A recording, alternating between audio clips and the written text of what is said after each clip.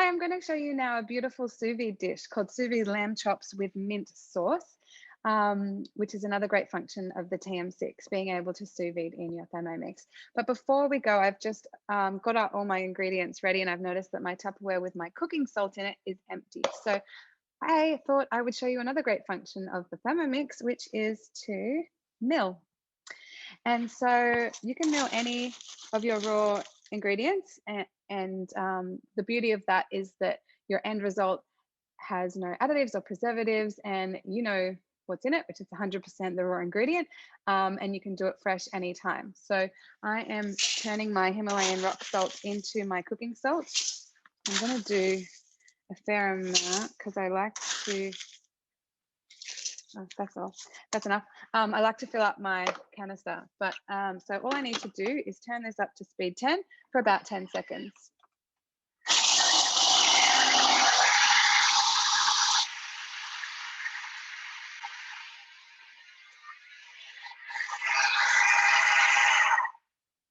And now I have freshly milled cooking salt ready to go in all my recipes that ask for salt. You can see it's basically turned into dust there. I think you can see that, but yeah, beautiful powdered salt ready to go. So aside from salt, you can mill your own sugar into icing sugar or caster sugar. You can mill seeds, grains, spices, nuts, you know, anything. So basically anything you're already buying pre-processed, you can do that yourself, which will save you money and just be a bit healthier because of those lots of additives in it. So we'll carry on with the recipe now. Back to, we haven't started, but on to our recipe. And there's no need for me to clean the bowl because salt is one of the ingredients. I've got pretty much all of it out, so that's not a problem. And anytime you're milling, you need to have a very dry bowl for it to mill properly. So we will start cooking. Excited to show you all some sous vide today. So the first ingredient is, well, the first thing we're going to do is make the sauce. So it is telling me to add mint leaves. So in they go, and I'm just using guided cooking, so it's telling me what to do. The next thing it's asking for is cilantro, which is coriander. I'm following an American cookie dough recipe. So, and I've got a mix of coriander and parsley because I ran out of coriander. We've been eating a lot of Mexican lately. So I'm super confident that parsley will work in it as well. And I've used a veggie peeler to get the lemon zest off one lemon, just peeled all around. So that's going in. And the juice from one lemon, that same lemon, that can go in. And then I think it's going to ask for the salt. So we want half a teaspoon of that back in. Great. And some pepper. It's only asking for 1/8 of a teaspoon. So I'm just grinding that in because I don't keep milled pepper on hand, but I think that will be good. 1/8 is like so tiny. So it's telling me to put the lid on and combine those ingredients.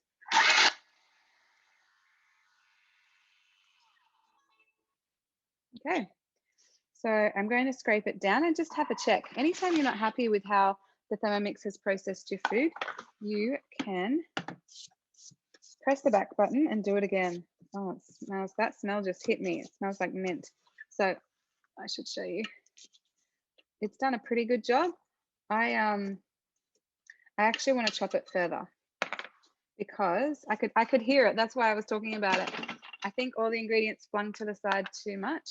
And in most recipes, you don't need to do this, but anytime you want to, there's a back button up the top and you can just do it again. I think I went up to speed too fast. I think that might be a bit better.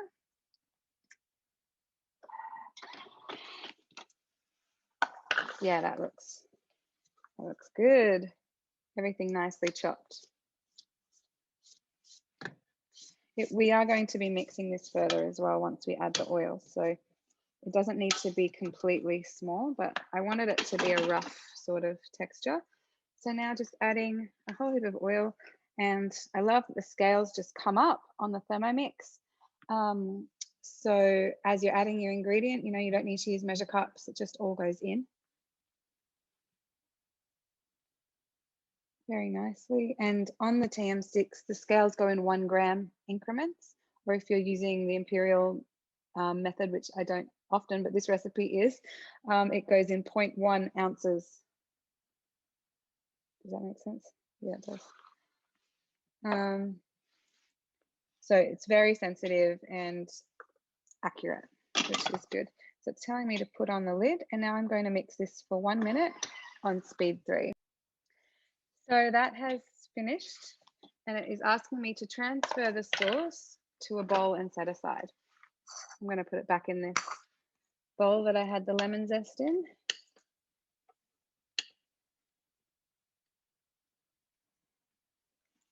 Sorry, I'm not really showing you. I'll hold it up and show you all in a second.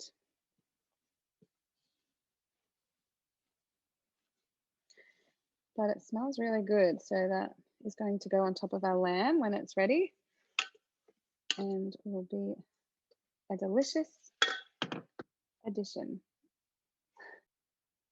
Okay, so I've rinsed the bowl, and now it's telling me to get my lamb chops, and the recipe says lamb loin chops. I'm using cutlets because the picture had cutlets, and we kind of figured it would just be a bit nicer for a cooking class. So I've put that in this bowl with some rosemary, salt, and pepper, as per it says, and it says to put that on top of the mixing bowl lid. And now whenever it's telling you to do that, it's because it wants you to weigh something in next. So adding in some oil. I'll try and drizzle it around, but it won't matter because the next step it's going to ask me to do is mix it all together. So toss to fully coat lamb chops. I'm going to use some tongs actually because I don't know, just thought I don't want to use my hands. So now we are going to, so it says to put it in the vacuum seal bags, which I am going to show you really soon. But what I'm going to do first is get the water on, because the water needs to heat to its temperature first before you add in the bag. So while that's going, I can show you how I do the vacuum seal bags. And you don't need a vacuum sealer to do it. If you have one, that's really great.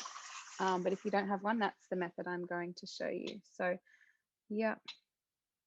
Okay, now this particular recipe is asking to use the blade cover, and because I'm using quite a few chops, I do want to use the blade cover. You can sous vide smaller amounts of food in the simmer basket inside your Thermomix. So if you don't have the blade cover, you can use your simmer basket, and that's great. Okay, so it's asking me to add a lot of water. We're basically filling it to almost the very top. It's about 2 liters, I think. It says 65 ounces, which I think might be close to 2 liters. You don't need to know really, because the scales, when a recipe is in imperial measurements, the scales are as well. So you don't need to worry about converting. Yeah, it's about 2 liters. So that's perfect. Oh, and lemon juice. So while that sauce was mixing a minute ago, I quickly juiced that lemon.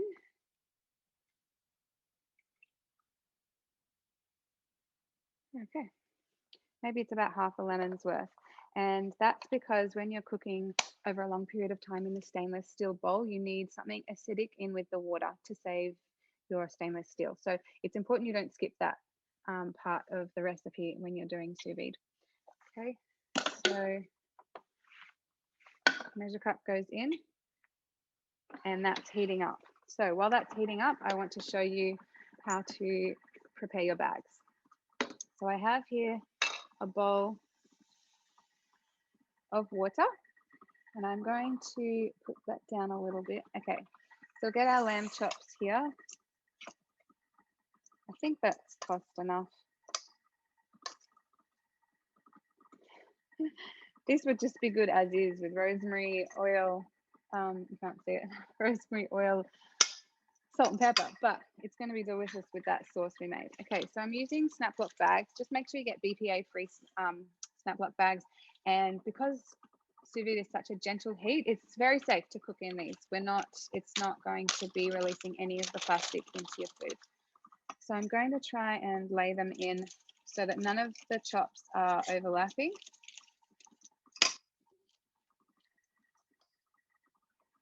See how I go? And I've got to tell you, this is the first time I've done lamb sous vide. I've done chicken, steak. I've done steak quite a bit, and salmon and scallops. And is that all? And it's always worked out beautifully. But yeah, this is my first time doing lamb chops, but I feel confident because it's pretty easy. So once you have your bag full and nothing's overlapping, you want to shut the snap blocks almost all the way. And I've left the middle just a bit open, and you're going to submerge it in a bowl of water, and that is going to make all the air that's in there release out the top. And I don't know if you can see what I'm doing, but I'm holding up the top section so that water doesn't get in the bags, but we want the water to cover the snap section because we really don't want any air in there. And all I need to do is just finish closing up that middle section. So there we go. I don't know if you can tell from looking, but I can tell there's no air in there now. And if you haven't done it right, you would just open it up and try again, and that's not a problem. But that's very shrink wrapped, so I'm happy with that, and I'll carry on and I'll do the rest. Okay, the water has heated up and I've got my bags here. I've got 3 bags, so we'll see how they fit. So I am pressing next. It says place the sealed bags into the mixing bowl using kitchen tongs. Yeah, ensuring bags are well covered by water.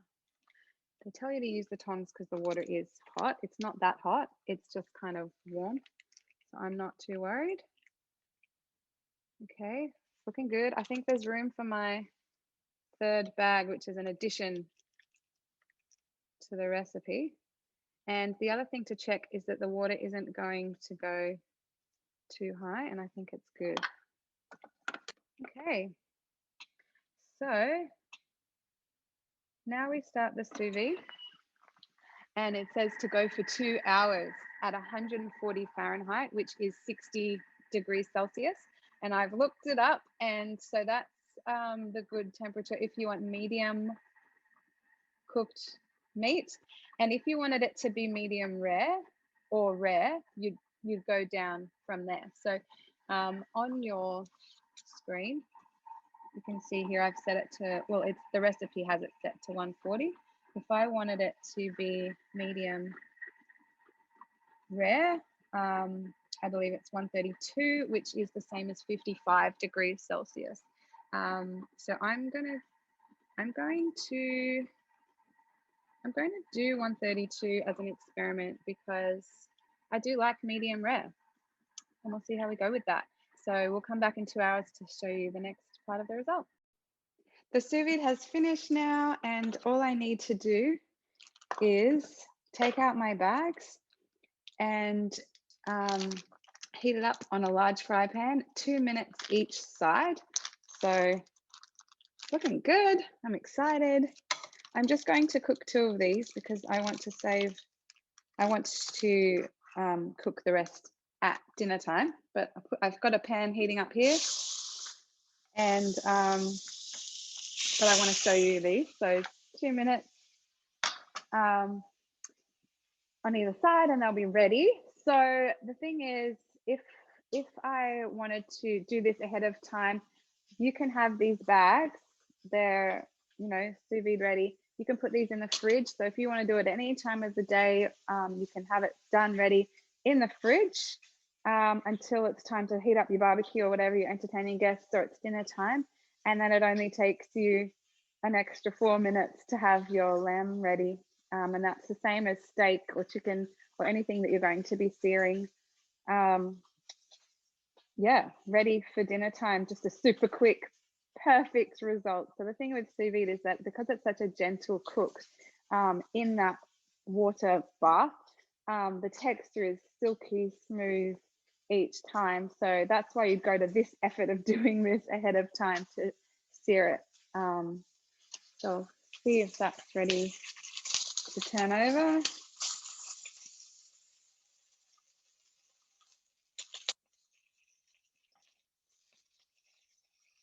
I don't know if that was a full 2 minutes. I might just, this is a bit boring for you to watch, so I'll just pause the recording and show you the result in, 2 minutes. So I've pulled my lamb chops off the stove and I'm just going to drizzle with our beautiful sauce that we made earlier. I just had it in the fridge covered because, fresh chopped herbs, I wanted them to stay nice and green. So the last step just says serve hot with your mint sauce. So I'll drizzle that on, but I do want to cut open and show you what it looks like on the inside. Obviously, that's what it looks like at the moment. Oh, I just dripped all over the bench. Got a bit excited there. So that's okay. So time to cut in and show you the end result. Oh, it looks so good. That even just slicing through, that just felt so good. Just that slice there. Perfect. I don't even know if I can show you the inside. Hopefully you can see that. It's beautiful pink, but silky, soft. It's sliced through very nicely. And yeah, that's a great result. I'm really happy with my sous vide lamb chops with mint sauce.